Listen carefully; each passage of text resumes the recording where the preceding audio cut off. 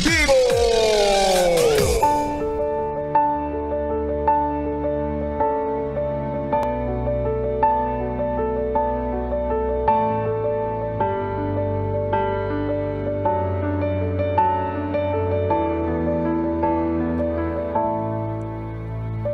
Gandang gabi, ako'y nagbabalik, DJ B-Boy Bibo, para sa ating tuloy-tuloy na BB Time tungkol sa usaping panliligaw. Panliligaw na siyang pinakaunang proseso bago ka magkaroon ng nobya o nobyo. O diba? Ang sarap pakinggan. Pero alam mo, kung kay B-Boy Bibo yan, let's skip to the good part agad. Dapat pagkakintat ko sa'yo agad, di ba? Tayo na. Ganun yun. Anong ligaw-ligaw? O hindi, mahalaga to, di ba? Yung ganitong stage, yung ganitong proseso, di ba? Ito na naman si B-Boy Bibo kasi puro ambe. Sunggab ng sunggab agad. Oo di ba? Ang hilig-hilig sumunggab agad. FYI, hindi ko po ayaw magka-jowa, no? Para sa mga nagsasabing, Bibo, ba't wala ka pang jowa? Hindi ko po ayaw mag-jowa. Ang totoo niyan, sadyang wala lang pong kaligaw-ligaw.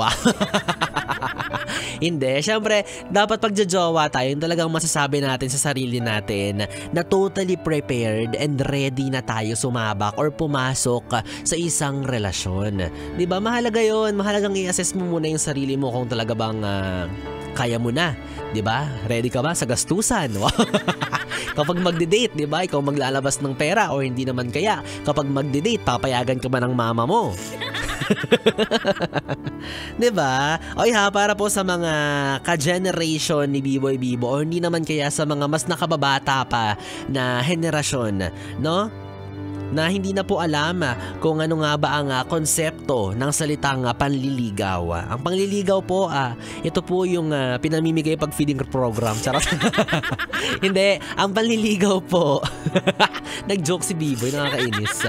Ang panliligaw po ay isang proseso kung saan ay susubukan mong mapaibig yung babaeng natitipuhan mo. Yan, diba? Hindi porket pinayagan kang ligawan siya, may assurance ka na magiging kayo. O, tandaan nyo yan kasi para siyang assessment ng babae sa'yo diba? Parang election din yan. Ikakampanya mo yung sarili mo dun sa tao. Ilalatag mo lahat ng plataforma mo, mga plano mo kapag naging kayo, pero hindi yun totally sigurado na makukuha mo yung kanyang boto. Diba? At hindi lang yan. Dapat aware ka rin na kapag niligawan mo siya, package mo siyang makukuha.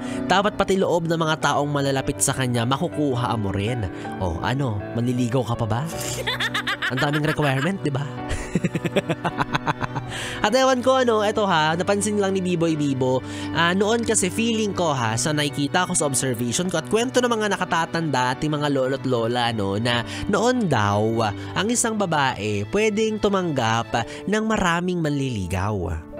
Di ba? Like, aakyat sa bahay nila, 'di ba? Hihingin or itatry hingiin yung kamay niya sa mga magulang niya, 'di ba? Halimbawa, darating si Carding, darating si Agapito, darating si Leonardo, si Esterberto. O 'di ba? Ang daming umakyat sa bahay ninyo, lahat 'yon pumanik para ligawan ka, 'di ba? Parang pangalan ng bagyo. Wala pa nga, di ko pa nga nabanggit yung Joshua. Pasalamat yung kaya Joshua Diba? Oo, marami. Parang noon na pwedeng tumanggap ng maraming manliligaw ang isang babae at doon niya kikilalanin isa-isa. Diba? Doon niya i-assess kung sino nga ba sa apat na yun or maraming yun yung karapat dapat para sa kanya. Diba? Pero sa ngayon kasi, sa panahon natin ngayon, parang ang isang babae kapag tumanggap ng isa or dalawang manliligaw, automatic malandi agad. Bakit naman? Diba nga, nilalakad mo yung sarili mo doon sa tao. Kung may kasabayan kang manligaw sa isang babae, galingan mo. Diba? Makipagkompetensya ka, iangat mo yung sarili mo, patunayan mo sa kanya na ikaw yung karapat dapat talaga. Diba? Hindi ko alam kasi feeling ko ngayon ang mindset ng mga tao kapag ikaw, example, lalaki ka, diba? Liligawan mo yung babae. Ang mindset mo siguro is exclusive ka na or exclusive na siya sa'yo. Kasi pinayagan kang ligawan siya. Diba? Ganun ba yun? Or ganun na talaga sa panahon ngayon? Hindi natin alam, no? Pero nag-evolve talaga yan through time.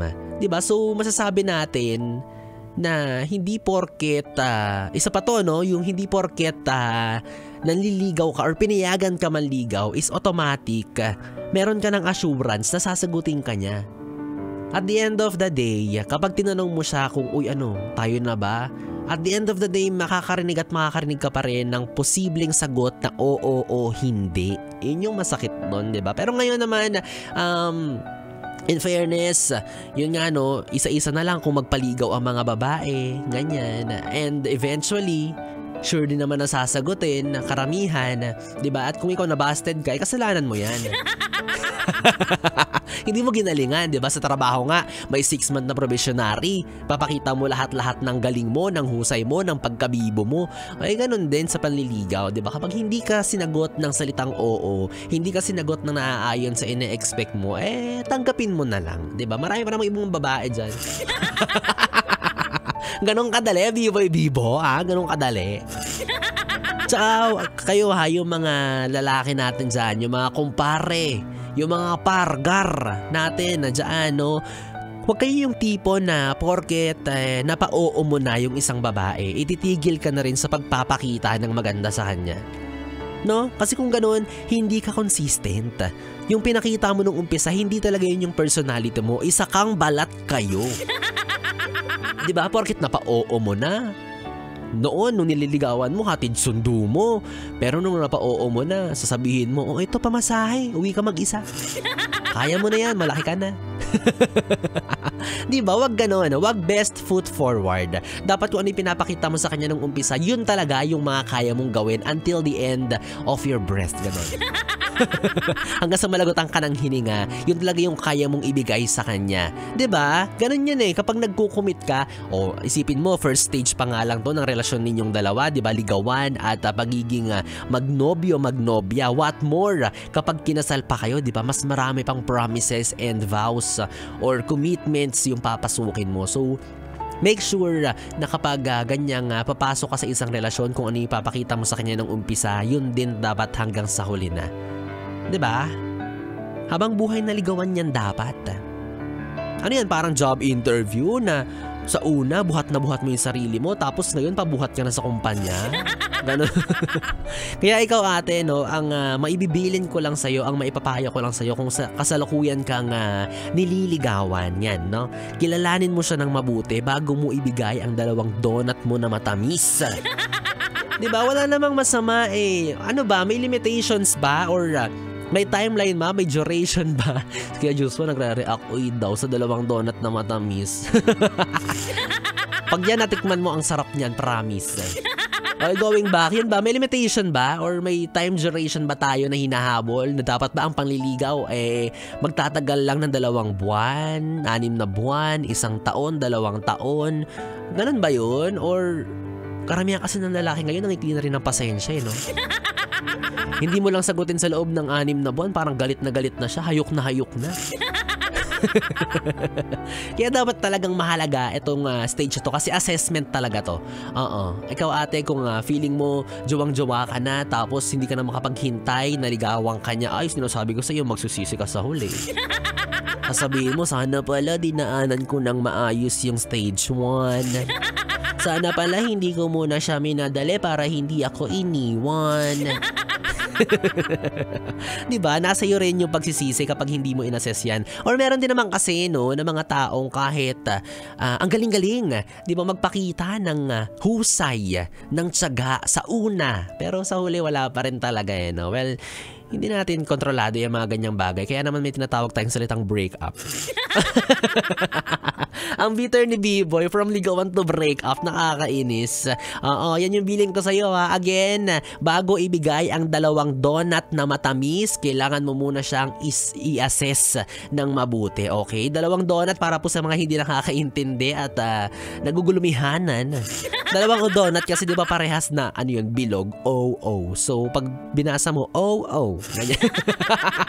Sabi mo sa manliligaw mo, ito 2 donut ko, kunin mo na. Kunin mo yung 2 donut ko na matamis, O. Iwan ka talaga niyan.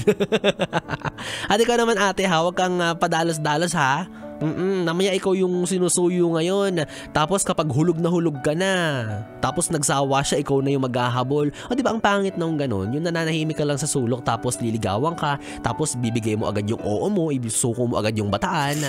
Tapos kapag nakuha na yung gusto sa'yo, bigla ka na lang iiwan, tapos ikaw yung uuwing luhaan, di ba? Kaya assess nyo mabuti. Paulit-ulit ako i-assess nyo mabuti ha. Gigigil ako. Diba? Yan yung sinasabi ko sa inyo eh. Ang bilis nyo kasing sumagot sa manliligaw, pero hirap na hirap sumagot sa recitation. Yan sinasabi ko sa inyo. Ang bilis-bilis nyo pumasok sa relasyon, pero yung mga klase mo, yung mga subject mo, hindi mo pinapasukan. Oh, imik. Wala kang imik ngayon, wala kang ribat, kasi totoo. Nang-aaway si B-Boy. Ay nako, basta ako ng yes friend kong Bibi kung usaping pangliligaw. Hindi man maganda yung boses ko, pero sinasabi ko sa'yo, confident naman ako na mamahalin talaga kita hanggang sa dulo. Ay, kinikilig ako. Parang baliw si B-Boy. Tsaka hindi kita pwedeng haranahin tapos dudungaw ka sa bintana. Kasi remember, wala naman kayong bintana. Sabi ni Kuya Diyos, wahala. Diba, ang hirap magpaligaw yung maghaharana sa bintana, yung dudungaw ka sa terrace. Kaso wala kayong terrace, tapos, wala pa kayong bintana. Saan ako dudungaw? Sa exhaust fan? Ay nako, anyways, tigil na nga natin to. Ibibigay ko na sa iyo ng titirang oras ng pagpupuyat mo para makipagharutan dyan sa manliligaw mo. Dahil 3 oras na bibitsayang ang ating pinagsamahan ngayong gabi, nakapiling niyo po ang bibi niyo sa radyo, DJ B-Boy Bibo, ang DJ na single, ready to mingle, basta walang label. Magkasama at magkarinigan tayong muli bukas sa parehong oras. Dito pa rin at dito ka lang sa istasyong No Problem, ang 101.1 Yes FM. Good night, Bibi. Mwah, mwah. 101.1 Yes FM.